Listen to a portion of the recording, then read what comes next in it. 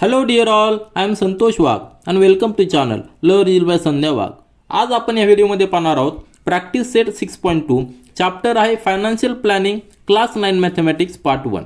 आपण practice set 6.1 मध्ये आपण स्टडी केलेले questions related to income, saving and investment आणि एक्सपेंडिचर, त्याशी आपण रिलेटेड जे क्वेश्चन्स आहेत ते आपण सगळे स्टडी केलेले आहेत. आता ह्या प्रॅक्टिस सेटमध्ये आपल्याला टॅक्सेशन काय आहे आणि टॅक्स बद्दलचे क्वेश्चन्स आहेत ते आपल्याला स्टडी करायचे आहेत. तर प्रॅक्टिस सेट 6.2 मध्ये जे दोन क्वेश्चन्स आहे ते सॉल्व्ह करण्यापूर्वी आपण टॅक्सेशन बद्दल थोडीशी एक जनरल इन्फॉर्मेशन घेऊ, जेणेकरून आपल्याला क्वेश्चन सॉल्व्ह करायला सोपं जाईल. आता यानंतर आपण जी माहिती पाहणार आहोत त्यामध्ये आपले कुठले कुठले पॉईंट्स क्लिअर होणार आहेत ते या ठिकाणी मी लिस्ट डाऊन केलेले आहेत. तर ते पॉईंट्स पहा, म्हणजे काय, व्हॉट इज टॅक्स आणि हू कलेक्ट टॅक्स, टॅक्स काय आहे आणि तो टॅक्स कोण कलेक्ट करतं याबद्दल आपल्याला माहिती मिळणार आहे. त्यानंतर who has to pay tax, tax कोणाला द्यायचा आहे, कोणी टॅक्स देणं गरजेचं आहे, त्याचं लिमिट काय आहे हे आपल्याला या ठिकाणी क्लिअर होणार आहे. नंतर which are the different types of taxes, टॅक्सेसचे डिफरंट टाईप्स आहेत ते आपण या ठिकाणी पाहणार आहोत. Why to pay tax, tax जरी गव्हर्नमेंट कलेक्ट करत असलं तर आपण टॅक्स का पे करायचं आहे, त्याचं रिझन काय, गव्हर्नमेंट तो टॅक्स कशाला यूज करतं ते या ठिकाणी आपण पाहणार आहोत. नंतर स्पेशली आपण जे डिफरंट टाईप्स ऑफ टॅक्सेस आहेत त्यामधला इन्कम टॅक्स आपण यावर भर देणार आहोत आणि त्याची डिटेल माहिती आपण घेणार आहोत. आणि इन्कम टॅक्सचे रिलेटेड जे टर्म्स आहेत ते देखील आपण या ठिकाणी पाहणार आहोत. त्यानंतर इन्कम टॅक्स कसा कलेक्ट केला जातो, म्हणजे कॉम्प्युट कसा केला जातो, या ठिकाणी आपण काय पाहणार आहोत, कॉम्प्युटेशन ऑफ टॅक्स, टॅक्सचं स्ट्रक्चर काय, टॅक्स कशा पद्धतीने कॅल्क्युलेट केला जातो या ठिकाणी आपण पाहणार आहोत. त्यानंतर त्याच्यासाठी इन्कम टॅक्स कॅल्क्युलेट करण्यासाठी आपल्याला सोर्सेस ऑफ इन्कम माहीत पाहिजे आणि त्यामध्ये ग्रॉस टोटल इन्कम ही टर्म काय, ही कशी कॅल्क्युलेट केली जाते, टोटल जो आपला इन्कम आहे ग्रॉस टोटल इन्कम त्यामध्ये काय काय इन्क्लूड असतं ते देखील आपण पाहणार आहोत. आणि त्याच्यानंतर आपलं जे इन्कम आहे ग्रॉस टोटल इन्कम त्यामधनं आपल्याला गव्हर्नमेंट जे डिडक्शन देत असतं टॅक्ससाठी, म्हणजे टॅक्स घेण्याआधी आपल्याला काही डिडक्शन दिलेलं असतात. एक्झाम्पल जर पाहिलं तर आपल्याला ATCच्या अंडर आपलं डिडक्शन असतं, ATD नंतर ATG ह्या ज्या सेक्शन्स आहेत याच्या अंडर आपल्याला डिडक्शन दिलेलं असतं. त्यासाठी काही डिफरंट कंडिशन्स असतात, त्याला काही लिमिट्स असतात, तेवढं आपण डिडक्शन घेऊ शकतो टॅक्स देण्यापूर्वी. आणि डिडक्शन मायनस केल्यानंतर आपल्या ग्रॉस टोटल इन्कममधनं डिडक्शन मायनस केल्यानंतर जी अमाऊंट येणार आहे त्याला टॅक्सेबल इन्कम असं म्हणतो. आणि ही जी टर्म आहे टॅक्सेबल इन्कम ही फार महत्त्वाची आहे, कारण की ह्या टॅक्सेबल इन्कमवरच टॅक्स कॅल्क्युलेट केला जातो आणि त्यासाठी डिफरंट स्लॅब्स असतात. टॅक्स स्ट्रक्चर कसं आहे ते देखील आपण यानंतरच्या सेक्शनमध्ये पाहणार आहोत. त्यामुळं आपण हा प्रॅक्टिस सेट सॉल्व्ह करत असताना टॅक्सबद्दल सगळी इन्फॉर्मेशन घेणार आहोत. तुमचे सगळे कन्सेप्ट क्लिअर करण्याचा मी प्रयत्न करणार आहे, त्यामुळे कुठलाही टॉपिक तुम्ही स्किप करू नका. तुमची सगळे कन्सेप्ट, सगळे डाऊट्स या थ्रू आपण क्लिअर करण्याचा प्रयत्न करणार आहोत. तर आपण टॅक्सेशनची इन्फॉर्मेशन आपल्या टेक्स्टबुकमधनं डायरेक्ट घेऊ. यामध्ये सुरुवातीला तुम्ही पाहिलेलं असेल एक पिक्चर दाखवलेलं आहे, त्यामध्ये जे टीचर विचारत आहेत की हुज पॅरेंट्स पे टॅक्सेस, बरोबर आहे ना. तर टॅक्स कोण पे करतं त्याचे काही नियम आहेत गव्हर्नमेंटने आपल्याला दिलेले आहेत. त्यामध्ये फार्मर जे आहेत त्यांचं जे इन्कम येते त्याला टॅक्स लायबल नाही आहे. त्यानंतर जे प्रोफेशनल असतात म्हणजे डॉक्टर, नंतर त्यानंतर वकील असतात, टीचर्स असतात, जे सर्व्हिस करणारे असतात, त्या सगळ्यांना आपण त्यांना टॅक्स द्यावा लागतो. परंतु टॅक्स देण्यासाठी देखील एक कंडिशन आहे, एक पर्टिक्युलर लिमिटच्या वर तुमचं जर इन्कम गेलं तर तुम्हाला टॅक्स पे करावा लागतो. मग हा टॅक्स गव्हर्नमेंट का कलेक्ट करतं, तर या ठिकाणी खाली दिलेलं आहे की टॅक्सेशन का केलं जातं, म्हणजे टॅक्स का कलेक्ट केला जातो. तर गव्हर्नमेंट काय करत असतं की वेगवेगळे प्लॅन करत असतं डेव्हलपमेंटचे. त्या ठिकाणी दिलेलं आहे की government makes many plans for development of country in it requires large amount of money for implementing these schemes. म्हणजे जे काय डिफरंट स्कीम्स असतात डेव्हलपमेंटच्या किंवा बेसिक सर्व्हिसच्या, बेसिक सर्व्हिस देखील प्रोव्हाइड करावं लागते, म्हणजे वॉटर, इलेक्ट्रिसिटी, रोड, त्यानंतर सॅनिटायझेशन वगैरे जे काय सर्व्हिस असते त्यासाठी देखील गव्हर्नमेंटला पैसा लागत असतो आणि तो सगळा पैसा गव्हर्नमेंट टॅक्सच्या रूपाने कलेक्ट करत असतो. मग हे जो टॅक्स रूपाने जो कलेक्ट केलेला पैसा असतो तो कुठं वापरला जातो, तर provision of infrastructure, basic amenities. Basic amenities फार महत्त्वाचे आहे, म्हणजे आपल्याला रोड पाहिजे असतो, पाणी पाहिजे असतं, त्यानंतर ज्या ज्या ठिकाणी कॉमन फॅसिलिटी असतात त्या देखील आपल्या गव्हर्नमेंटकडनं मिळत असतात. त्यानंतर इम्प्लिमेंटिंग व्हेरियस वेलफेअर स्कीम्स, म्हणजे गव्हर्नमेंटचे जे हॉस्पिटल्स असतात त्यामध्ये आपल्याला फ्रीमध्ये उपचार मिळतो त्यासाठी गव्हर्नमेंट आपल्याला पैसा त्या ठिकाणी खर्च करत असतो. नंतर implementing schemes of development and research in various fields. त्यानंतर मेंटेनिंग लॉ अँड ऑर्डर, म्हणजे जे पोलीस डिपार्टमेंट आहे त्यावर जो गव्हर्नमेंट खर्च करतो तो सगळा खर्च टॅक्समधून आलेला असतो आणि ते गरजेचं आहे कारण की सोसायटीमध्ये लॉ अँड ऑर्डर मेंटेन करण्यासाठी पोलिसांची गरज पडत असते. नंतर giving aid to people affected by natural disaster, म्हणजे जेव्हा चक्रीवादळ येतं किंवा जास्त पाऊस होतो किंवा कमी पाऊस पडतो त्यावेळेस हे जे नॅचरल डिझास्टर असतात त्यावेळी गव्हर्नमेंट जे पीपल अफेक्ट झाले असते त्यांना हेल्प प्रोव्हाइड करत असतं आणि ती जी काही हेल्प असते ती सगळी हेल्प टॅक्समधून आलेली असते. नंतर defence of country and it's citizens etcetera, म्हणजे आपल्या कंट्रीची जी बाउंड्री आपल्याला डिफेन्स करावं लागते बाकीच्या शत्रू राष्ट्रापासून, त्यासाठी जो खर्च असतो म्हणजे मिलिटरीवर, तर तो देखील खर्च गव्हर्नमेंट ह्या टॅक्समधून जो पैसा आलेला असतो तो त्यामधनं ती वापरत असते. तर त्याच्यासाठी आपल्याला टॅक्सेशन महत्त्वाचं आहे कारण की गव्हर्नमेंटला वेगवेगळ्या स्कीम्स आणि वेगवेगळे कामं करावं लागत असतात. तर हे जे टॅक्स असतात तर टॅक्सचे प्रकार कुठले असतात ते या ठिकाणी खाली दिलेलं आहे की तर टाइप्स ऑफ टॅक्सेस या ठिकाणी दिलेले direct taxes and indirect taxes. तर डायरेक्ट टॅक्सेसमध्ये म्हणजे काय, जो आपण काय इंडिव्हिज्युअल असतो तो डायरेक्ट टॅक्स गव्हर्नमेंटला पे करतो, म्हणजे जो त्या टॅक्सला काय म्हणतो आपण डायरेक्ट टॅक्स. त्या टॅक्समध्ये काय येणार आहेत, income tax, wealth tax, professional tax, custom duty etcetera, हे टॅक्स आपण डायरेक्ट पे करत असतो गव्हर्नमेंटला, म्हणून त्याला डायरेक्ट टॅक्स म्हणतो. आणि जे इनडायरेक्ट टॅक्सेस म्हणजे taxes which are not paid directly by the tax payer are called the indirect taxes. म्हणजे त्याचे एक्झाम्पल काय आहेत, central sales tax, value added tax, service tax, excise duty etcetera. म्हणजे काय, जेव्हा आपण कुठल्याही हॉटेलमध्ये जातो त्यावेळी आपण बिल पे करतो आणि त्या बिलमध्ये खाली एक नोट असते की GST, म्हणजे जो टॅक्स असतो गुड्स अँड सर्व्हिस टॅक्स, त्याला GST आपण म्हणतो. तो टॅक्स आपण गव्हर्नमेंटला देत नाही, तर तो हॉटेल मालक काय करत असतो, त्याच्या जे काही त्याचा टर्नओव्हर होईल त्यानुसार तो गव्हर्नमेंटला पे करत असतो, म्हणजे तो इनडायरेक्ट टॅक्स झालेला आहे. तसेच एक्साइज ड्युटी देखील तसंच आहे, सेंट्रल सेल्स टॅक्स देखील तसेच आहे. आता हे झालं इनडायरेक्ट टॅक्सेस आणि डायरेक्ट टॅक्सेस. तर ह्या चॅप्टरमध्ये आपण मेनली काय स्टडी करणार आहोत, इन्कम टॅक्स. आणि इन्कम टॅक्समध्ये देखील फक्त इंडिव्हिज्युअलचा इन्कम टॅक्स देण्यासाठी प्रत्येकाला ते कंपल्सरी असतो, म्हणजे ज्याचं इन्कम ठराविक लिमिटपेक्षा जास्त होईल त्याला वरच्या इन्कमला इन्कम टॅक्स द्यावा लागतो, म्हणजे तो इंडिव्हिज्युअल असो किंवा कुठली फर्म असो. तर आपण या ठिकाणी फक्त इन्कम टॅक्स रिलेटेड स्टडी करणार आहोत आणि त्यातल्या त्यात फक्त इंडिव्हिज्युअल इन्कम टॅक्स आपण स्टडी करणार आहोत. आता या ठिकाणी इन्कम टॅक्सबद्दल रिलेटेड सगळी इन्फॉर्मेशन दिलेली आहे, डिटेल्समध्ये दिलेली आहे. तर if the income earn in India by an individual, institute or authorise industry exceeds limit specified under the income tax act. तर इन्कम टॅक्स ॲक्ट आहे त्याच्या स्पेसिफाईड लिमिटपेक्षा जर जास्त इन्कम असेल तर आपल्याला वरच्या इन्कमला काय द्यावं लागतं, इन्कम टॅक्स द्यावा लागतो आणि हा गव्हर्नमेंटला आपल्याला द्यावा लागतो. त्यामध्ये जे ॲक्ट आहे तो इन्कम टॅक्स ॲक्ट हा 1961चा ॲक्ट आहे. तर इन्कम टॅक्स ॲक्ट 1961 आहे तो 1 एप्रिल 1962ला पण तो त्या ठिकाणी चालू झालेला आहे. आणि त्याचबरोबर प्रत्येक वर्षी बजेटमध्ये काही ॲक्ट्स पास होतात. फायनान्शियल बजेट जे आहे तर फायनान्शियल मिनिस्टर त्यामध्ये काही त्याच्यामध्ये जे स्लॅब्स वगैरे असतात त्यामध्ये काही इम्प्रूव्हमेंट करतात, काही टॅक्स थोडं स्ट्रक्चर चेंज करतात, त्यानुसार आपल्याला टॅक्स पे करावा लागतो. त्यानंतर टॅक्सचे रिलेटेड काही टर्म्स आहेत, त्या टर्म्स आपण पाहूया की जी व्यक्ती म्हणजे an SSC, any person liable to pay income tax according to the income tax rule is term as a SSC. तर SSC हा शब्द जेव्हा येईल तो कोणाशी रिलेटेड असतो, तर जो पर्सन टॅक्स पे करतो त्याच्याशी रिलेटेड तो असतो.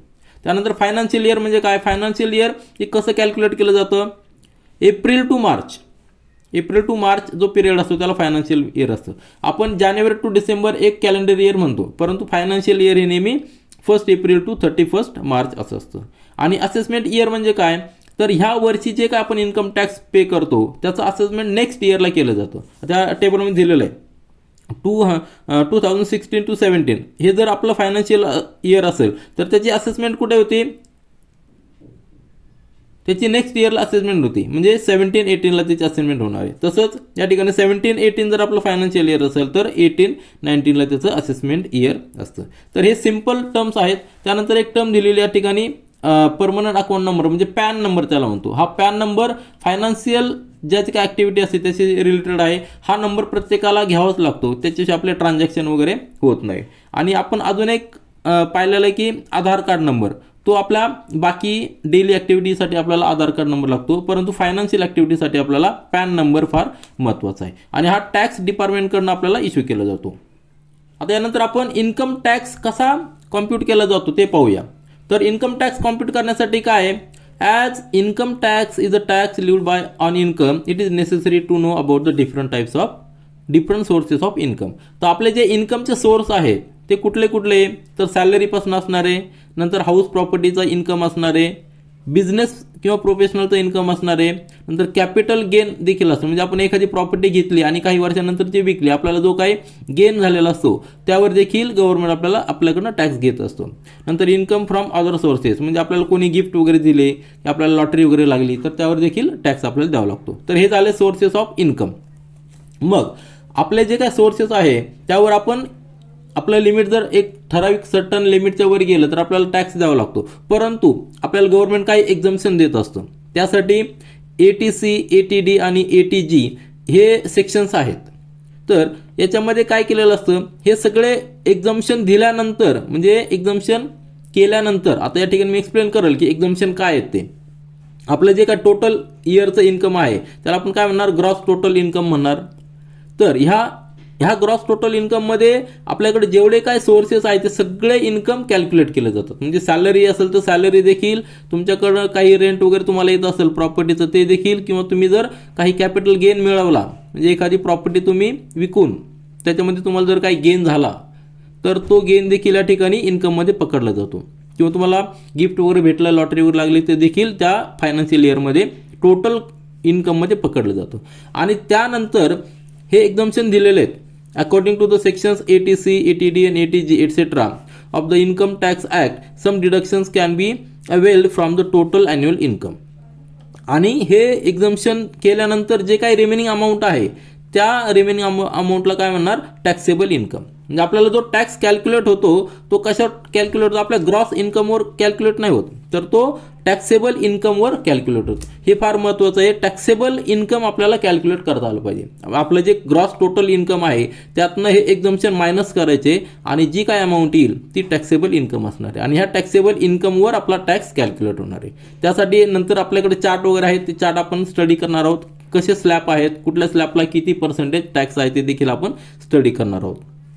तर यामध्ये ATC जे आहे, ATC मध्ये कुठलं एक्झम्पशन आहे, तर याला एक लिमिट दिलेलं आहे. ATCला लिमिट दिलेलं आहे 1,50,000 एवढं आपण सेव्हिंग करू शकतो. आणि त्यामध्ये खाली एक चार्ट दिलेला आहे, या ठिकाणी दिलेला आहे ATC साठी की deduction from the annual income according to the various rules. आता त्याच्यामध्ये ATC मध्ये आपण काय काय करू शकतो, तर investment in the post department for 5 years, जी काही इन्व्हेस्टमेंट करू आपण ती ATC मध्ये कॅल्क्युलेट केली जाते. म्हणजे आपल्याला डिडक्शन जर घ्यायचं असेल 1,50,000, आपल्या या ठिकाणी दिलेलं आहे ATC साठी 1,50,000 लिमिट आहे, एवढं आपण सेव्हिंग करू शकतो आणि आपण डिडक्शन अवेल करू शकतो.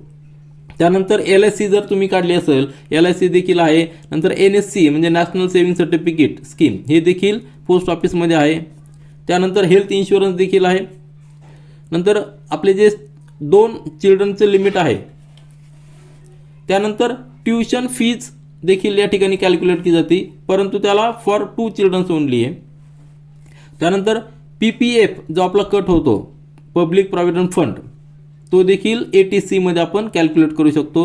हाऊसिंग लोनचं जे प्रिन्सिपल आहे ते देखील कॅल्क्युलेट केलं जातं. आणि एक लक्षात घ्या, हाऊसिंग लोन आहे त्यामधलं फक्त प्रिन्सिपल यामध्ये कॅल्क्युलेट केलं जातं ATC मध्ये, परंतु त्या लोनवर जे इंटरेस्ट आहे ते इंटरेस्ट जे आहे ते इंटरेस्ट डायरेक्ट आपलं टॅक्सेबल इन्कम म्हणजे आपलं ग्रॉस इन्कममधनं डिडक्ट केलं जातं, त्यावर कुठलाही टॅक्स लागत नाही. ते आपण नंतर डिटेल्समध्ये जेव्हा आपण एक्झाम्पल सॉल्व्ह करू त्यावेळी आपण पाहूया.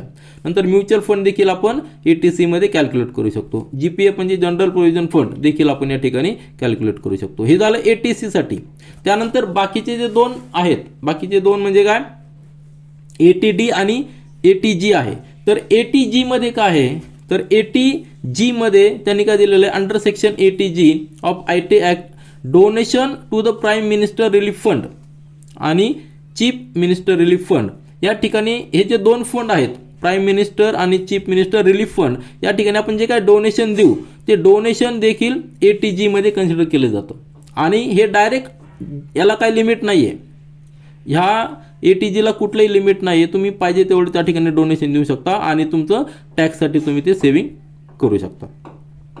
त्यानंतर तिसरा जो प्रकार आहे ATD, तर ATDमध्ये हेल्थ इन्शुरन्ससाठी आपण जे काय खर्च करतो त्या ठिकाणी देखील आपण ATDच्या अंडर आपण ते एक्झम्पशन आपण टॅक्सेशनसाठी घेऊ शकतो. तर हे 3 सेक्शन्स आहेत. 3 सेक्शनचं जे सेव्हिंग असेल, फक्त लिमिट याला दिलेलं आहे, ATCला लिमिट दिलेलं आहे, ATDचं लिमिट या ठिकाणी दिलेलं नाही, ATGला कुठलंही लिमिट नाही, तुम्ही किती त्या ठिकाणी डोनेट करू शकता. तर हे सगळं डिडक्ट करून आपलं टोटल ग्रॉस सॅलरीमधनं टोटल ग्रॉस सॅलरी नाही म्हणत मी, ग्रॉस टोटल इन्कम, त्यामध्ये तुमची सॅलरी किंवा हाऊस प्रॉपर्टीचा रेंट किंवा इन्कम फ्रॉम कॅपिटल गेन, बाकीचे इन्कम, हे सगळे पकडल्यानंतर तुमचं ते ॲन्युअल इन्कम जे असेल टोटल ग्रॉस, त्यातनं हे डिडक्शन मायनस केल्यानंतर जी काय अमाऊंट येईल ती टॅक्सेबल इन्कम असणार आहे आणि त्या टॅक्सेबल इन्कमवर टॅक्स कॅल्क्युलेट होतात.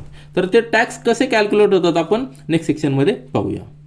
त्यानंतर ह्या चार्टमध्ये काय दिलेलं आहे की हा टेबल 1 आहे. हा टेबल 1 कशासाठी आहे? इंडिव्हिज्युअलसाठी आहे, up to the age of 60 years. हे नॉर्मली यामध्ये 80% लोक येतात, बरोबर आहे ना. हा टेबल 1 त्यासाठी आपण फॉलो करणार आहोत टॅक्स कॅल्क्युलेट करण्यासाठी. तर कशा दिलेला आहे?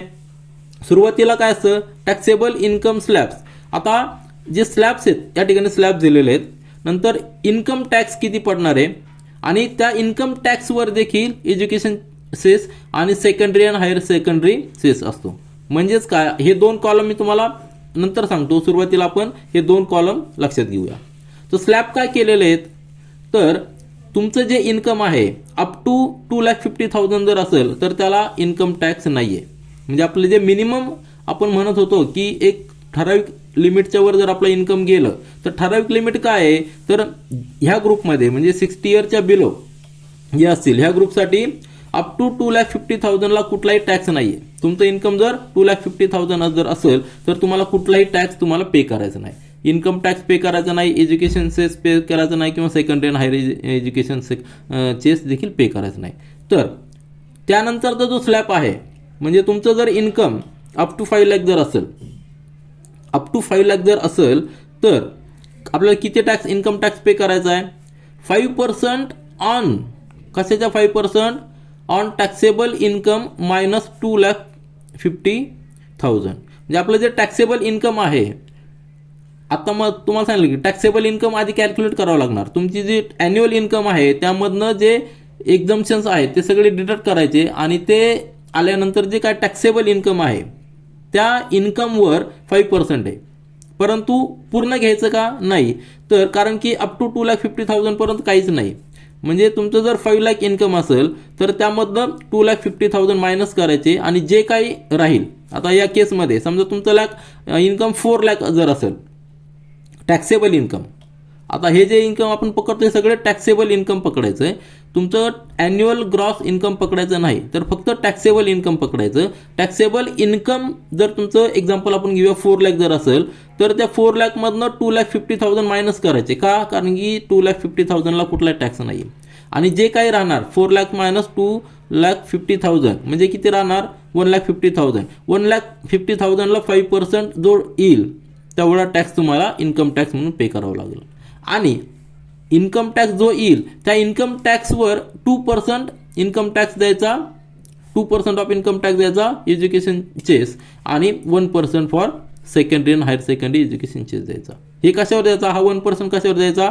तर इथं जो टॅक्स येईल त्या टॅक्सवर 1% द्यायचा, इथं जो टॅक्स येईल त्या टॅक्सवर 2% या ठिकाणी द्यायचा. आता हे काय आहे? Education cess higher secondary education म्हणजे गव्हर्नमेंट जे प्रायमरी एज्युकेशन आणि secondary higher secondary education provide करत असतं त्यासाठी जे काही हा टॅक्स घेतलेला आहे या टॅक्सला काय म्हणणार? एज्युकेशन चेस म्हणणार. म्हणजे एज्युकेशन रिलेटेड जे काही गव्हर्नमेंट काम करतं त्यासाठी हा टॅक्स घेतला जातो. तर हा तुम्हाला स्लॅब कळला. पहिला स्लॅब जो आहे 2,50,000ला कुठलाही टॅक्स नाही आहे. नंतरचा जो स्लॅब आहे अप टू 5 लाख त्याच्यामध्ये तुमचं जे टॅक्सेबल इन्कम आहे त्यामधनं 2,50,000 मायनस करायचे आणि जी काही अमाऊंट राहील त्या अमाऊंटला 5% टॅक्स या ठिकाणी द्यायचा. आणि इथं जी अमाऊंट येईल त्या अमाऊंटवर 2% आणि या ठिकाणी 1% टॅक्स पे करायचा. हे तिघांची ॲडिशन करायची तेवढा आपला टोटल इन्कम टॅक्स पे होणार आहे. नंतरचा जो स्लॅब आहे तो स्लॅब किती आहे? 5 लाख टू 10 लाख. आता हा जो स्लॅब आहे ह्या स्लॅबमध्ये अप टू 5 लाख आपल्याला किती द्यायचे आहेत? 12 लाख. अप टू 5 लाख आपल्याला किती द्यायचे आहेत? 12,500 द्यायचे आहेत. का द्यायचे? कारण की 5 लाखापर्यंत म्हणजे 5 लाखापर्यंत इन्कम किती? 5% आहे. बरोबर आहे, लक्षात आलं तुमच्या. ह्या स्लॅबमध्ये 5% इन्कम आपण ऑलरेडी पे केलेलं आहे. मग ते परत त्या ठिकाणी डबल पे करायचं नाही. तर ते किती येणार आहे? 12,500. बरोबर आहे ना. तर हे 12,500 plus 20% of taxable income minus 5 lakh. म्हणजे तुमचं इन्कम, समजा तुमचं इन्कम जर 7 लाख जर असेल तर 7 लाखमधनं 5 लाख मायनस करायचे. कारण की अप टू 5 लाख किती द्यावं लागणार आहेत? 12,500. आणि रिमेनिंग जे 2 लाख आहेत त्या 2 लाखला 20% आपल्याला इन्कम द्यावं लागणार आहे. दोघांची जी ॲडिशन येईल त्या ॲडिशनवर 2% एज्युकेशन सेस आणि 1% पुढचा टॅक्स, हे तिघांची ॲडिशन करून आपल्याला इन्कम टॅक्स द्यावं लागणार आहे. तर जेव्हा आपण एक्झाम्पल सॉल्व्ह करू त्यावेळी तुमच्या व्यवस्थित लक्षात येईल. फक्त हे स्लॅब तुम्ही लक्षात ठेवा. आणि एक लक्षात घ्या, हा जो टेबल आहे हा ओल्ड टॅक्स स्ट्रक्चर आहे. गव्हर्नमेंटनी नवीन टॅक्स स्ट्रक्चर देखील आणलेलं आहे. लेटेस्ट जर तुम्ही पाहिलं तर तुमच्या लक्षात येईल. फक्त हे ओल्ड टॅक्स स्ट्रक्चरसाठी हे या ठिकाणी आपण अप्लाय करू शकतो. त्यानंतरचा जो स्लॅब आहे तो मोर दॅन 10 लाख, म्हणजे आता ज्यांचं इन्कम 10 लाखपेक्षा जास्त आहे त्यांच्यासाठी काय आहे? तर अप टू 10 लाख आपण कॅल्क्युलेट केलेला आहे. अप टू 10 लाखसाठी जो टॅक्स आहे तो टॅक्स किती येणार आहे? 1,12,500. आणि 10 लाखाच्या वर जे आहे, जे काही इन्कम येईल त्या इन्कमवर 30% टॅक्स लागणार आहे. म्हणजे तुमचे स्लॅब लक्षात आले. 5%, त्यानंतर 20%, नंतर 30% गव्हर्नमेंटने इन्क्रीज केलेले. आणि हे जे टॅक्स स्ट्रक्चर आहे ते एव्हरी इयरला गव्हर्नमेंट डिक्लेअर करत असतं. फायनान्शियल इयर जेव्हा फायनान्शियल मिनिस्टर जेव्हा बजेट दाखवत असतात त्यावेळी हे स्ट्रक्चर थोडेफार चेंज करत असतात. स्लॅब देखील कधी कधी चेंज करतात. तर प्रत्येक इयरला लेटेस्ट स्ट्रक्चर आपल्याला पाहून टॅक्स कॅल्क्युलेट करावा लागतो. तर हा टेबल तुमच्या लक्षात आला असेल. आणि त्याच्यामध्ये अजून एक दिलेलं आहे की surcharge equal to 10% of income tax payable by individual having an annual income of 50 lakhs to 1 crore rupees. म्हणजे ज्यांचं इन्कम 10 लाखाच्या वर तर आहेच आहे, परंतु अजून जास्त म्हणजे किती? 50 lakh to 1 crore हे जर तुमचं इन्कम असेल तर, म्हणजे 50 लाखाच्या वर जर तुमचं इन्कम जात असेल तर तुम्हाला सरचार्ज 10% पे करावा लागतो. हा टॅक्स पे करायचाच आहे प्लस 10% सरचार्ज पे करायचा आहे. आणि जर तुमचं इन्कम 1 करोडपेक्षा जास्त असेल तर तुम्हाला आधीचा टॅक्स पे करायचं आहे प्लस 15% सरचार्ज देखील पे करायचं. कारण की ह्या लोकांचं इन्कम जास्त आहे, मग गव्हर्नमेंट त्याचा फायदा घेतोय की तुमचं इन्कम जास्त आहे, तुम्ही थोडं जास्त टॅक्स पे करा जेणेकरून गव्हर्नमेंटला अजून इन्कम वाढेल.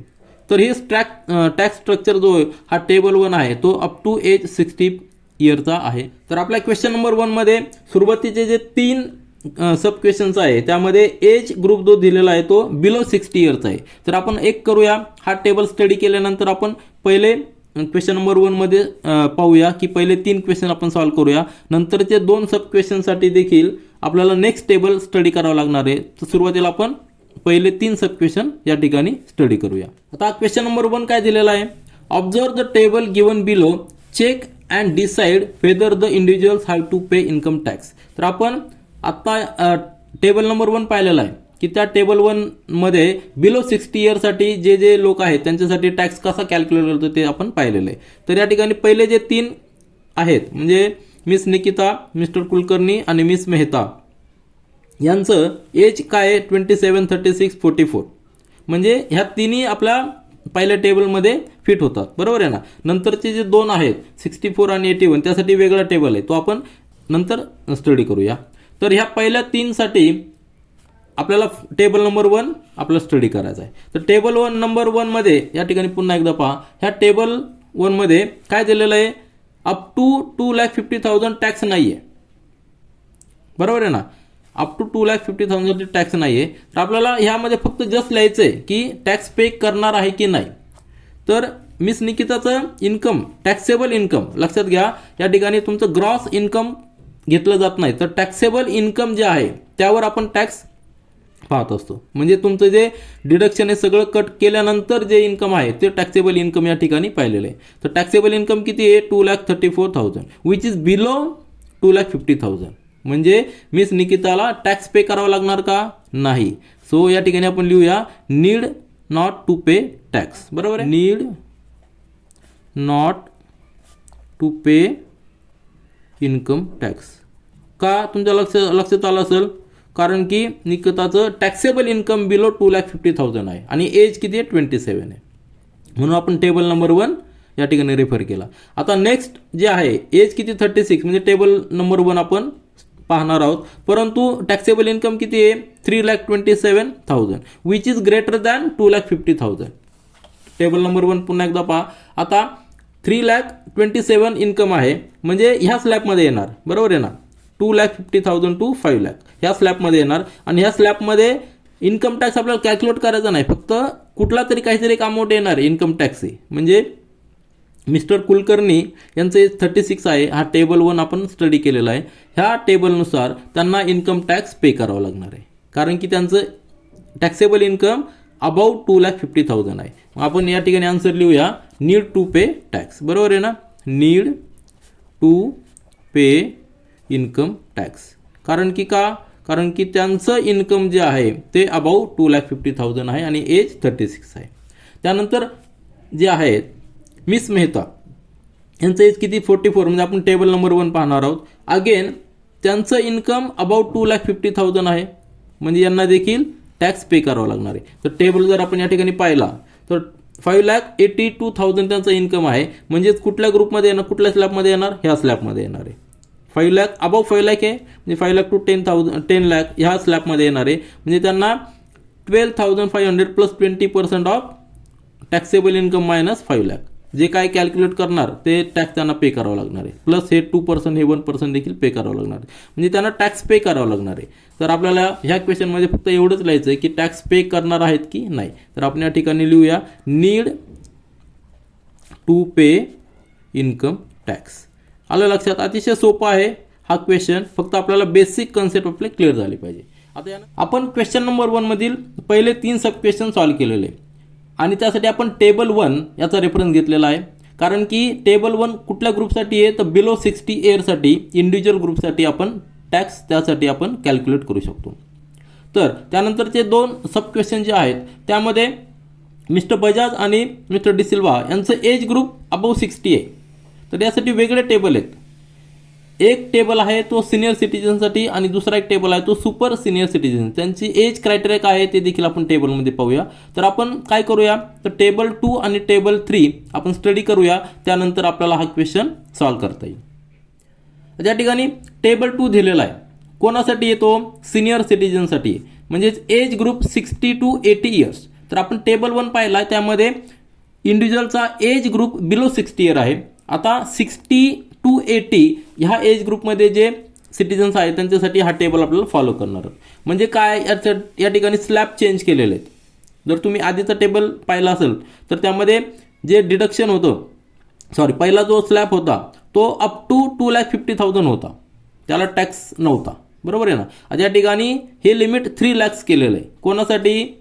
ज्यांचं एज 60 टू 80 इयर्स आहे त्या सिटीजनसाठी अप टू 3,00,000 कुठलाही टॅक्स लागणार नाही. कारण पहिला जो कॉलम आहे तो स्लॅबचा आहे, दुसरा कॉलम आहे तो इन्कम टॅक्सचा आहे, तिसरा कॉलम जो आहे तो एज्युकेशन सेसचा आहे आणि चौथा जो कॉलम आहे तो secondary and higher secondary cess आहे.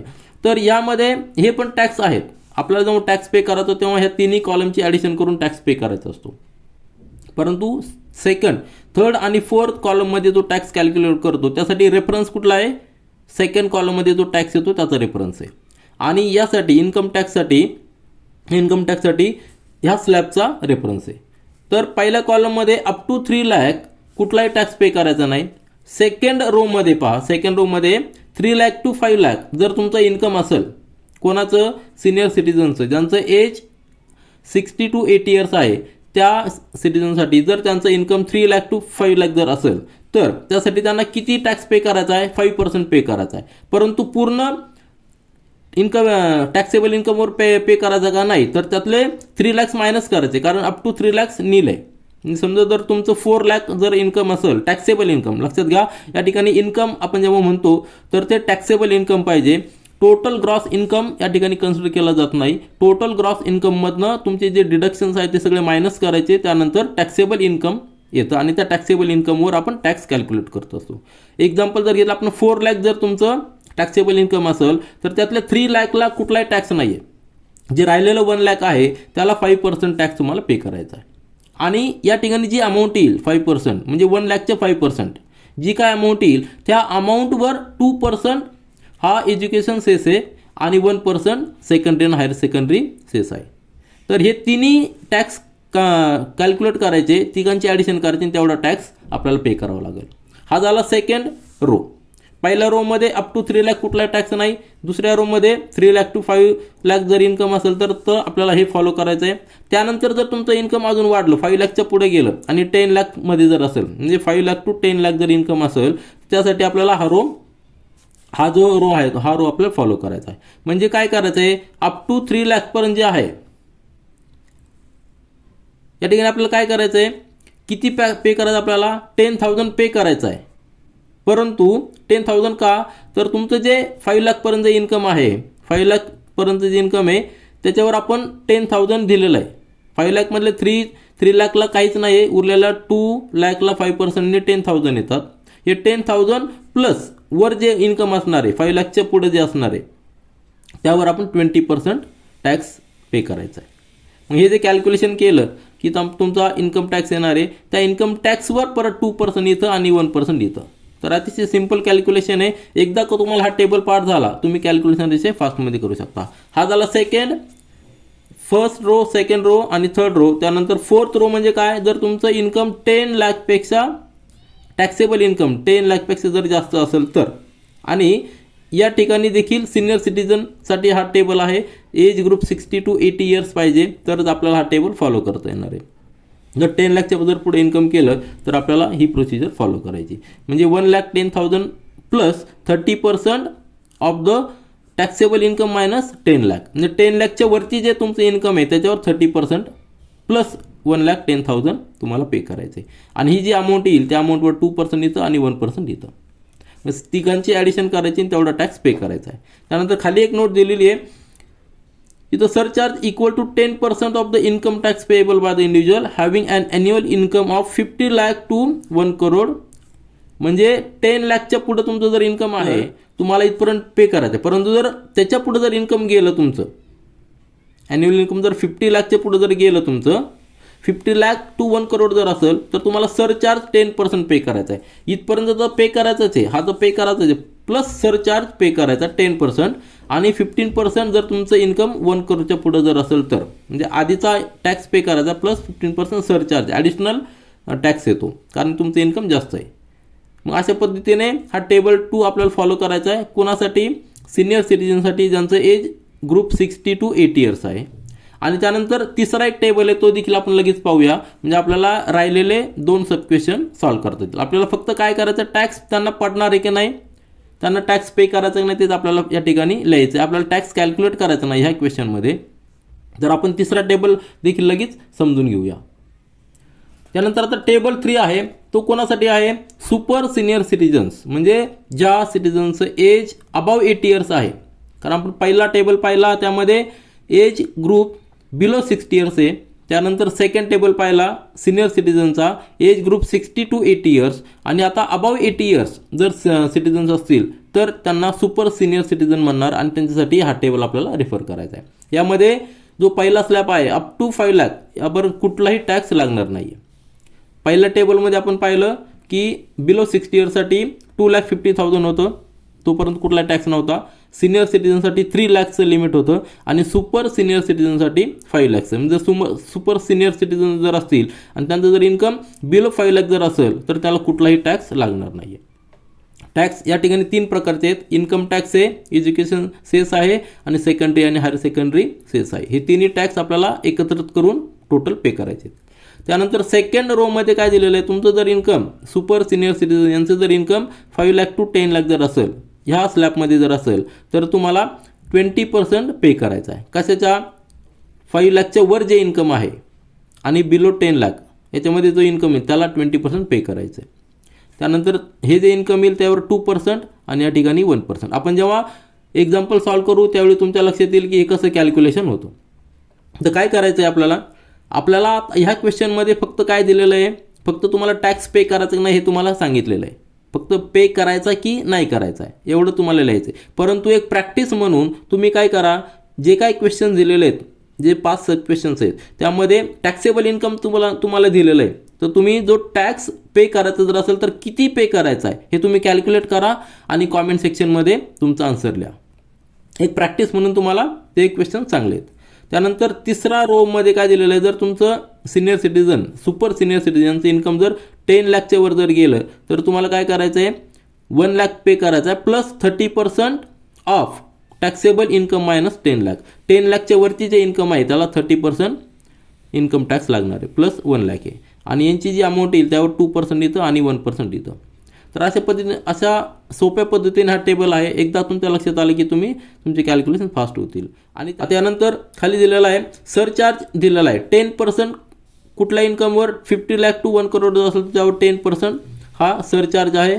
आणि 15% कशावर आहे, जर तुमचं इन्कम मोर दॅन 1 करोड जर असेल तर त्याला 15% सरचार्ज आहे. म्हणजे हा ॲडिशनल टॅक्स आहे. हा इथपर्यंत टॅक्स पे करायचा आहे प्लस ॲडिशनल टॅक्स हा आहे तुम्हाला. तर अशा पद्धतीने आपण टॅक्स कॅल्क्युलेट करतो. सुरुवातीला आपल्याला टेबल कुठला आहे तो कन्सिडर करायचा, first table, second table, third table, कारण तिन्ही टेबलचे क्रायटेरिया वेगळे आहेत, स्लॅब वेगळे आहेत. त्यामुळं सुरुवातीला अतिशय व्यवस्थितपणे टेबल सिलेक्ट करायचा, नंतर टॅक्स कॅल्क्युलेट करायचे. तर आपण आपले राहिलेले 2 सब क्वेश्चन या ठिकाणी आपण सॉल्व करूया. तर आपण पहिले 3 सब क्वेश्चन सॉल्व केलेले आहेत. आता राहिलेला 4th आहे मिस्टर बजाज, यांचं एज आहे 64. म्हणजे आपल्याला टेबल नंबर 2 फॉलो करायचा आहे. टेबल 2 मध्ये काय दिलेलं आहे, सिनियर सिटीजन आहे ज्यांचं एज अबाव 60 इयर आहे त्यांना टॅक्स कशा पद्धतीने पे करायचा तो त्या टेबल 2 मध्ये दिलेलं आहे. आणि टेबल 2 मध्ये तुम्ही पाहिलं तर जो स्लॅब आहे तो स्लॅब टॅक्स पे करण्यासाठी 3 लाखाच्या वर जर तुमचं इन्कम टॅक्सेबल इन्कम असेल तर तुम्हाला टॅक्स पे करायचा. या ठिकाणी टॅक्सेबल इन्कम किती आहे, 8,40,000 आहे. म्हणजे मिस्टर बजाज यांना टॅक्स पे करावा लागणार. तर आपण या ठिकाणी लिहूया need to pay income tax. बरोबर आहे, कारण की त्यांचं इन्कम टॅक्सेबल इन्कम हे अबाव 3 लाख आहे. आणि सिनियर सिटीजनला लिमिट किती आहे, 3 लाख जर इन्कम असेल त्याच्यावर जर इन्कम असेल तर तुम्हाला टॅक्स पे करायचा आहे. त्यानंतर आहे मिस्टर डिसिल्वा, यांचं एज आहे 81. म्हणजे हे येतात सुपर सिनियर सिटीजन. म्हणजे एज ग्रुप 60 to 80 हे सिनियर सिटीजन असतात आणि अबाव 80 जे असतात ते सुपर सिनियर सिटीजन असतात. आणि सुपर सिनियर सिटीजन यांच्यासाठी जो लिमिट आहे ते 5 लाखचं आहे. 5 लाख जर पर इन्कम जर असेल तुमचं टॅक्सेबल इन्कम असेल तर तुम्हाला कुठलाही टॅक्स पे करायचा नाही. त्यामुळे आपण या ठिकाणी लिहूया need not to pay income tax. का, कारण की यांचं इन्कम हे 5 लाखच्या कमी आहे आणि सुपर सिनियर सिटीजन यांना लिमिटच 5 लाख आहे. यांचं इन्कम 4.5 लाख आहे. बरोबर आहे ना, 4,50,000 म्हणजे बिलो 5 लाख आहे, म्हणून यांना कुठलाही टॅक्स पे करायचा नाही. तर अतिशय सोप्या पद्धतीने आपण टॅक्स स्ट्रक्चर काय आहे, कशा पद्धतीने टॅक्स कलेक्ट केला जातो, कॅल्क्युलेट केला जातो हे आपण थेरॉटिकली पाहिलेलं आहे. आता प्रॅक्टिस म्हणून हे जे 5 सब क्वेश्चन्स आहे यांचा प्रत्येकाचा तुम्ही इंडिव्हिज्युअल टॅक्स कॅल्क्युलेट करा. यामध्ये जो पहिले आहे मिस निकिता यांना टॅक्स नाही आहे आणि त्यानंतर मिस्टर डिसिल्वा यांना टॅक्स नाही, परंतु मधले जे 3 आहेत त्या तिघांना टॅक्स पे करायचा आहे. तो किती पे करायचा आहे तुम्ही कॅल्क्युलेट करा, कारण आपल्या टेबलचा रेफरन्स घेऊन तुम्ही कॅल्क्युलेट करा. तुमचं आन्सर कॉमेंट सेक्शनमध्ये लिहा, आपण ते चेक करूया. आता आपण यानंतर क्वेश्चन नंबर 2 पाहूया. प्रॅक्टिस सेट 6.2 मधील क्वेश्चन मी रीड करतो आणि हा क्वेश्चन आपल्याला थरोली व्यवस्थित स्टडी करायचा आहे. आपले जे कन्सेप्ट आहे टॅक्स कसा कॅल्क्युलेट करायचा ह्या क्वेश्चन थ्रू आपण सगळे क्लिअर करणार आहोत. क्वेश्चन काय दिलेला आहे, mister Kartar Singh age 48 years. Age देणं अतिशय महत्त्वाचं आहे, कारण की टॅक्स कॅल्क्युलेट करताना एज जर आपलं बिलो 60 जर इयर असेल तर त्याला वेगळा टेबल आहे, 60 to 80 साठी वेगळा टेबल आहे आणि अबाव 80 त्यासाठी वेगळा टेबल आहे. त्यासाठी एज माहीत असणं अतिशय महत्त्वाचं आहे. He works in a private company. His monthly income after deduction of allowances is ₹42,000. हे मंथली इन्कम दिलेलं आहे. And every month he contributes ₹3,000 to GPS. GPS म्हणजे काय, तर GPSचा अर्थ जनरल प्रॉव्हिडंट फंड, यासाठी तो पे करतो, यासाठी कॉन्ट्रीब्यूट करतोय. He has also bought ₹15,000 worth of NSC national saving certificate and donated ₹12,000 to the PM's relief fund. Compute his income tax. आता इन्कम टॅक्स आपल्याला कॅल्क्युलेट करायचा आहे. त्यासाठी आपल्याला कुठल्या कुठल्या गोष्टी माहिती पाहिजे, तर सुरुवातीला माहीत पाहिजे gross annual income. Gross annual income आपल्याला माहीत पाहिजे. त्याच्यानंतर आपल्याला माहिती पाहिजे टोटल डिडक्शन. Total deduction. आता ह्या सगळ्या गोष्टी आपण थेरोटिकली क्लिअर केलेल्या आहेत. डिडक्शन काय असतं, ग्रॉस ॲन्युअल इन्कम काय असतं, आणि ग्रॉस ॲन्युअल इन्कममधनं जर आपण टोटल डिडक्शन जर मायनस केलं तर आपल्याला काय मिळतं, टॅक्सेबल इन्कम. तर टॅक्स कॅल्क्युलेट करण्यासाठी आपल्याला टॅक्सेबल इन्कम माहीत पाहिजे असतो. हे फार महत्त्वाचं आहे. टॅक्सेबल इन्कम कसा कॅल्क्युलेट करतो आपण, तर ग्रॉस ॲन्युअल इन्कममधनं जर टोटल डिडक्शन मायनस केलं तर आपल्याला मिळतो, हे जर मायनस केलं तर आपल्याला मिळतो टॅक्सेबल इन्कम. आणि टॅक्सेबल इन्कमवरच आपण टॅक्स कॅल्क्युलेट करतो. तर ग्रॉस ॲन्युअल इन्कम कसा कॅल्क्युलेट करणार, यामध्ये काय काय येतं आहे, तर यामध्ये तुमची सॅलरी येते. सॅलरी जर असेल तर सॅलरी. त्याच्यानंतर तुमचा जर काय बिझनेस असेल, बिझनेस जर असेल त्या बिझनेसमधून तुम्हाला जे काही इन्कम असेल ते इन्कम देखील ग्रॉस ॲन्युअल इन्कममध्ये कॅल्क्युलेट केलं जातं. त्यानंतर तुमचं जर काही हाऊस प्रॉपर्टी त्याची जर रेंट येत असेल तर रेंट देखील यामध्ये कॅल्क्युलेट केलं जातं. त्यानंतर कॅपिटल गेन. कॅपिटल गेन देखील या ठिकाणी कॅल्क्युलेट केला जातो. कॅपिटल गेन म्हणजे काय, समजा तुम्ही एखादी कुठली प्रॉपर्टी तुम्ही सेल केली आणि त्या सेल करताना तुम्हाला जर काही प्रॉफिट झाला तर त्या प्रॉफिटवर देखील इन्कम टॅक्स कॅल्क्युलेट केला जातो. तर हे सगळे सोर्सेस आहे. आणि अदर इन्कम देखील त्यामध्ये कॅल्क्युलेट केलं जातं. अदर इन्कम म्हणजे काय, आता सांगितलं की लॉटरी वगैरे काय असेल तर हे सगळे इन्कममधून तुमचं ग्रॉस ॲन्युअल इन्कम कॅल्क्युलेट करायचं असतं. आता ह्या एक्झाम्पलमध्ये कर्तार सिंगचं फक्त या ठिकाणी काय दिलेलं आहे, मंथली इन्कम दिलेलं आहे सॅलरी थ्रू. फक्त सॅलरी थ्रू दिलेली. सॅलरी मंथली किती 42,000 आहे. म्हणजे आपल्याला ॲन्युअल काढायची असते. तर ॲन्युअल सॅलरी आपण या ठिकाणी कॅल्क्युलेट करूया. ॲन्युअल कॅल्क्युलेट करून त्याला 12 ने मल्टिप्लाय करायचं म्हणजे ॲन्युअल सॅलरी आपल्याला मिळणार आहे. त्यानंतर टोटल डिडक्शनमध्ये काय आहे, टोटल डिडक्शन म्हणजे काय, याच्यामध्ये डिफरंट सेक्शन्स आहेत. म्हणजे ATC, ATG, ATD. त्याच्यानंतर आता अजून एक तुम्हाला ॲडिशनल सांगतो की जर आपलं हाऊस लोन जर असेल, हाऊसिंग लोन जर असेल तर त्या हाऊसिंग लोनवर जे इंटरेस्ट आहे ते इंटरेस्ट देखील तुमचं डायरेक्ट डिडक्ट असतं. आणि हाऊसिंग लोनचं जे प्रिन्सिपल तुम्ही पे करत असाल ते ATC मध्ये कॅल्क्युलेट केलं जातं. आता ATC मध्ये वेगवेगळ्या टर्म्स आहेत. ATC मध्ये आपण काय काय कॅल्क्युलेट करतो, तर तुमचं हाऊसिंग लोन जे आहे तर हाऊसिंग लोनचं प्रिन्सिपल या ठिकाणी कॅल्क्युलेट केलं जातं. फक्त प्रिन्सिपल. त्याच्यानंतर तुम्ही जर LIC वगैरे काढली असेल तर LIC. त्याच्यानंतर तुमचं NSC सर्टिफिकेट जर असतील, नॅशनल सेव्हिंग सर्टिफिकेट, त्यामध्ये पोस्टमध्ये आपण ते काढत असतो नॅशनल सेव्हिंग सर्टिफिकेट. त्याच्यानंतर तुमचा PF जनरल प्रॉव्हिडंट फंड किंवा कंपनीमधून जर तुमचा डायरेक्ट कट होत असेल PF, तो देखील या ठिकाणी कॅल्क्युलेट जातो. तर हे सगळे ATC मध्ये येतात. त्याच्यानंतर अजून असतात ATG. ATG मध्ये म्हणजे आपण जर रिलीफ फंड जे आहेत, प्राईम मिनिस्टर रिलीफ फंड आणि चीफ मिनिस्टर रिलीफ फंड, याला जर आपण डोनेट केलं तर ते ATG मध्ये कॅल्क्युलेट जातं. नंतर ATD मध्ये तुमचं जर इन्शुरन्स स्कीम असेल तर त्या ठिकाणी कन्सिडर केलं जातं. तर हे वेगवेगळे टर्म्स आहेत. हे सगळे डिडक्शनमध्ये आपण कॅल्क्युलेट करतो. आणि प्रत्येक डिडक्शनला काही लिमिट आहे. तर ATGला कुठलंही लिमिट नाही आहे. ATCला 1,50,000 लिमिट आहे. हे गव्हर्नमेंटनी डिसाईड केलेलं आहे. प्रत्येक वर्षी ते वेगवेगळे स्लॅब डिसाईड करत असतात. त्या पद्धतीने ATCला 1,50,000चं लिमिट आहे. तर आपण सुरुवातीला काय करूया, ॲन्युअल ग्रॉस सॅलरी कॅल्क्युलेट करूया. त्यानंतर टोटल डिडक्शन कॅल्क्युलेट करूया. आणि दोघांचं सबट्रॅक्शन घेतल्यानंतर आपल्याला टॅक्सेबल इन्कम मिळणार आहे. आणि ह्या टॅक्सेबल इन्कमवर आपण टॅक्स कॅल्क्युलेट करायचा आहे. त्यासाठी आपल्याला टेबल नंबर 1 रेफर करावं लागणार. कारण की या ठिकाणी कर्तार सिंगचं एज किती दिलेलं आहे, 48 इयर्स, म्हणजे बिलो 60 इयर आहे. म्हणून आपल्याला टेबल 1 रेफर करायचा आहे आणि आपण टॅक्स कॅल्क्युलेट करूया. तर सुरुवातीला आपण काय करूया, ग्रॉस ॲन्युअल इन्कम कॅल्क्युलेट करूया. तर आता आपण ग्रॉस ॲन्युअल इन्कम कॅल्क्युलेट करूया. तर यामध्ये त्याला इन्कम सोर्स फक्त काय आहे, मंथली सॅलरी आहे. कुठल्याही बिझनेसचं इन्कम नाही आहे, रेंट नाही आहे, कॅपिटल गेन नाही आहे किंवा कुठल्या अदर इन्कम नाही आहे. त्यामुळे आपल्याकडे फक्त इन्कम जो आहे तो इन्कम सोर्स आहे मंथली सॅलरीचा आहे. मंथली सॅलरी म्हणजे 12 मंथची किती सॅलरी होणार आहे, 42,000 मंथली आहे इंटू 12 म्हणजे येणार ₹5,04,000. तर हे टोटल त्याचं ॲन्युअल इन्कम झालेलं आहे. हे आपलं ग्रॉस इन्कम आपण कॅल्क्युलेट केलेलं आहे. आता त्याच्यानंतर आपल्याला कॅल्क्युलेट करायचं आहे डिडक्शन. आता डिडक्शनमध्ये वेगवेगळे डिडक्शन असतात. आपण सुरुवातीला पाहिलेले आहे थेरोटिकल सेक्शन पाहताना की ATC आहे, ATG आहे, ATD आहेत. त्यानंतर अजून देखील डिडक्शन असतात. म्हणजेच काय, जर तुमचं जर हाऊसिंग लोन जर असेल तर त्याचं जे इंटरेस्ट आहे ते इंटरेस्ट देखील डायरेक्ट तुमचं मंथली टोटल ग्रॉस इन्कममधनं डायरेक्ट डिडक्ट होत असतो. तर या ठिकाणी एक्झाम्पलमध्ये फक्त सेविंग म्हणजे डिडक्शन काय काय दिलेलं आहे, एक ॲन्युअल GPF दिलेलं आहे. म्हणजे या ठिकाणी ॲन्युअल GPF म्हणजे जनरल प्रॉव्हिडंट फंड जे डिडक्ट आहे ते दिलेलं आहे. तर मंथली किती आहे, मंथली दिलेले 3000, 12 मंथचे किती होणार, ₹36,000 होणार आहे. हे झालं ॲन्युअल GPF. ते कशाच्या अंडर येणार आहे, ATCच्या अंडर आहे. अजून एक डिडक्शन आहे ते म्हणजे NSC सुद्धा घेतलेली आहे. NSC देखील ATCच्या अंडर येते. मग NSC किती आहे, ₹15,000. ही वन टाईम असते, याच्यामध्ये मंथली नाही, वन टाईम आहे, आपण एकदाच ॲड करणार आहे. तर दोघांची ॲडिशन किती होणार आहे म्हणजे ATCच्या अंडर, ATCच्या डिडक्शनच्या अंडर ज्याचं लिमिट 1,50,000 आहे.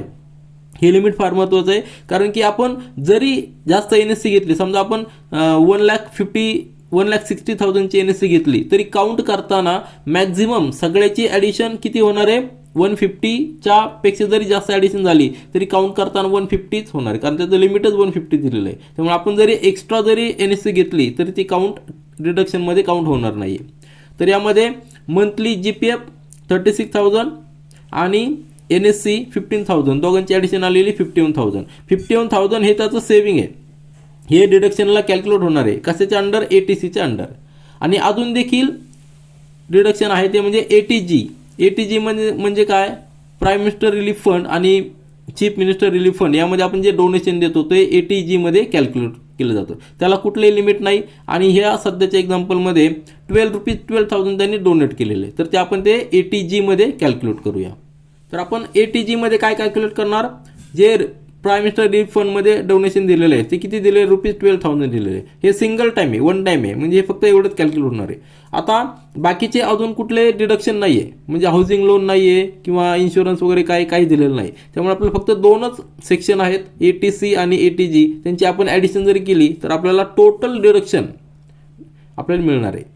तर टोटल डिडक्शन किती होऊ शकतं, तर ₹51,000 ATCच्या अंडर आणि ₹12,000 हे ATGच्या अंडर. दोघांची ॲडिशन केली तर ₹63,000 हे टोटल डिडक्शन असणार आहे. सगळे एक सेक्शन आपण कन्सिडर केल्यानंतर ₹63,000 हे टोटल त्याचं डिडक्शन होऊ शकतं. कशामधनं, ॲन्युअल ग्रॉस इन्कममधनं. मग आपल्याला टॅक्सेबल इन्कम कसं कॅल्क्युलेट करणार आपण पाहिलेलं आहे की टॅक्सेबल इन्कमचा फॉर्म्युला काय आहे, total annual gross income minus total deduction. तर ॲन्युअल ग्रॉस इन्कम आपण कॅल्क्युलेट केलेलं की ₹5,04,000, त्यातनं डिडक्शन किती आहे, 63,000. Total deduction 63,000. दोघांची सबट्रॅक्शन केली तर आपल्याला टॅक्सेबल इन्कम किती येणार आहे, ₹4,41,000 हे टॅक्सेबल इन्कम आहे. हे फार महत्त्वाचं आहे. एकदा का टॅक्सेबल इन्कम आपण कॅल्क्युलेट केलं की त्याच्यानंतर आपण टेबल रेफर करू शकतो. तर टेबल आपण रेफर कुठला करणार, तर आपल्याला 1 नंबरचा टेबल रेफर करावा लागणार आहे. का, कारण की करतार सिंगचं एज किती आहे, 48 इयर्स. आणि टेबल 1 जो दिलेला आहे तो एज ग्रुप अप टू 60 इयर्ससाठी दिलेला आहे. तर आपण टेबल 1 तो पुन्हा एकदा पाहूया आणि रेफर करूया. तर हा टेबल तुम्हाला आठवत असेल, ह्या टेबलमध्ये काय इंडिव्हिज्युअलसाठी आपण हा टेबल वापरणार आहोत आणि एज अप टू 60 इयर्स आहे. त्यामध्ये जे टोटल 4 कॉलम दिलेले आहे त्यामध्ये पहिल्या कॉलममध्ये स्लॅब आहे, सेकंड कॉलममध्ये इन्कम टॅक्स किती कॅल्क्युलेट करायचा पर्सेंटेज वाईज किती कॅल्क्युलेट करायचा तो दिलेला आहे. थर्ड कॉलममध्ये ह्या इन्कम टॅक्सवर 2% हा एज्युकेशन सेस आहे आणि 1% हा secondary and higher education cess आहे. हे काय कॅल्क्युलेट करतात, हे काय घेतात, तर गव्हर्नमेंट जे एज्युकेशन फॅसिलिटी प्रोव्हाइड करते त्यासाठी हा ॲडिशनल टॅक्स आहे. हे तिन्ही टॅक्स आपल्याला एकत्र कॅल्क्युलेट करून टोटल इन्कम टॅक्स कॅल्क्युलेट करावा लागतो. तर हा टेबल तुमच्या लक्षात आलेला असेल. आत्ता आपण जे पाहिलेलं आहे की करतार सिंगचं जे टॅक्सेबल इन्कम आहे ते 4,41,000 आहे. तर तो कुठल्या रोमध्ये बसणार आहे, तर अप टू 2,50,000ला कुठलाही टॅक्स नाही आहे, परंतु यांचं इन्कम अबाउट 2,50,000 आहे आणि बिलो 5 लाख आहे. म्हणजे हा जो रो आहे सेकंड रो हा स्लॅबमध्ये आपल्याला इन्कम टॅक्स कॅल्क्युलेट करावा लागणार आहे. यामध्ये काय दिलेलं आहे की 5% of the taxable income minus 2,50,000, कारण 2,50,000ला कुठलाही टॅक्स नाही आहे. 2,50,000च्या वरती जे काही टॅक्सेबल इन्कम असेल त्याच्यावर 5% आपलं कॅल्क्युलेट करायचं आणि तो टॅक्स होणार आहे. आणि हा जो टॅक्स येईल त्या टॅक्सवर 2% एज्युकेशन सेस आहे आणि 1% secondary and higher education cess आहे. तर आपण ते कॅल्क्युलेट करूया. हे तुमच्या लक्षात आलं, आपल्याला सेकंड रो कन्सिडर करायचा आहे 5% आणि नंतर ते दोन्ही टॅक्स कॅल्क्युलेट करतात. तर ते टॅक्स आपण कॅल्क्युलेट करूया. तर आपलं टॅक्सेबल इन्कम किती आहे? ₹4,41,000. आपण टेबल नंबर 1 रेफर करणार आहे कारण की त्यांचं एज किती आहे? 48 इयर्स आहे. आता याच्यामध्ये here taxable income is 4,41,000 which lies in the slab of, कुठल्या स्लॅबमध्ये? 2,50,000 टू 5,00,000 ह्या स्लॅबमध्ये हे इन्कम येतं, म्हणून आपण तो रो कन्सिडर करणार आहोत. त्यामध्ये काय दिलेलं आहे? सेकंड रोमध्ये काय दिलेलं आहे? कॅल्क्युलेट टॅक्स कसा कॅल्क्युलेट करतायत? तर income tax is equal to 5% of the taxable income minus 2,50,000 rupees. बरोबर आहे ना? म्हणजे टॅक्सेबल इन्कम किती आहे? 4,41,000. त्यातलं 2,50,000 मायनस करायचं, जी काय अमाऊंट येईल त्यावर 5% आपल्याला टॅक्स कॅल्क्युलेट करायचा. 5% म्हणजे काय? 5/100. तर या ठिकाणी कॅल्क्युलेशन करा. तुम्हाला एज्युकेशन या ठिकाणी इन्कम टॅक्स किती येणार आहे? आता यांचं सबट्रॅक्शन किती येतं? 1,91,000 इंटू 5/100 म्हणजे 2 झिरो जाणार, हे 2 झिरो जाणार. 1910 इंटू 5 म्हणजे किती? 9,550 रुपीज हे आपला इन्कम टॅक्स आलेला आहे. आता फक्त इन्कम टॅक्स कॅल्क्युलेट करायचा का? तर नाही, त्यासाठी आपण त्या टेबलमध्ये पाहिलेलं की थर्ड आणि फोर्थ रोमध्ये एज्युकेशन सेस देखील आपल्याला कॅल्क्युलेट करायचं आहे. तर ते आपण कॅल्क्युलेट करूया. तर आपण एज्युकेशन सेस किती येणार आहे? 2% of income tax. Income tax आपण आत्ताच कॅल्क्युलेट केलेला आहे की तो किती आहे? ₹9,550. त्यावर 2% म्हणजे 2/100. हे जर आपण कॅल्क्युलेट केलं तर काय येणार? हे 2 झिरो जाणार, सॉरी हा 1 झिरो जाणार, हा इथला 1 झिरो, हा 1 झिरो तसं राहील, हा 1 झिरो जाणार. आणि 2 5 10 5 याला डिवाइड केल्यानंतर आपला आन्सर येणार आहे 191. म्हणजे आपल्याला एज्युकेशन सेस किती आलेला आहे? 191 हे आपल्याला मिळालेला आहे. त्यानंतर आपल्याला अजून एक सेस काढायचा आहे, तो म्हणजे सेकंडरी आणि हायर सेकंडरी सेस काढायचा आहे. तो किती असणार आहे? 1% of income tax. Income tax किती आहे? ₹9,550. त्यावर 1% म्हणजे 1/100 म्हणजे काय येणार? हा 0 0 येणार, 95.50. बरोबर आहे. अतिशय सोपं कॅल्क्युलेशन आहे. हा आपल्याला मिळाला एक अजून एक सेस. तर आपल्याला टोटल जो टॅक्स किती पे करायचा आहे? तर income tax plus education cess plus secondary and higher education cess हे तिन्ही ॲड करायचे. आपल्याला टोटल टॅक्स किती पे करायचा तो आपल्याला येणार आहे. आपला इन्कम टॅक्स आलेला आहे 9,550 प्लस एज्युकेशन सेस आलेला आहे 191 आणि secondary and higher education cess किती आलेला? 95.50. तिघांची जर ॲडिशन केली तर किती येणार आहे? 9836.50 रुपीज, 9,836.50. तर हे आपल्याला आन्सर आलेलं फायनल. तर फायनल आन्सर आपण या ठिकाणी लिहिलेलं आहे की mister Kartar Singh whose age is 48 years will have to pay total income tax of ₹9,836.50. तर हे टोटल इन्कमवर, त्याच्या ॲन्युअल ग्रॉस इन्कमवर आणि टॅक्सेबल इन्कम कॅल्क्युलेट केल्यानंतर त्याला हा टॅक्स पे करायचा आहे. तर अतिशय सोप्या पद्धतीने अतिशय डिटेलमध्ये स्टेप बाय स्टेप आपण हा क्वेश्चन सॉल्व्ह केलेला आहे. This is all for this video. Thank you.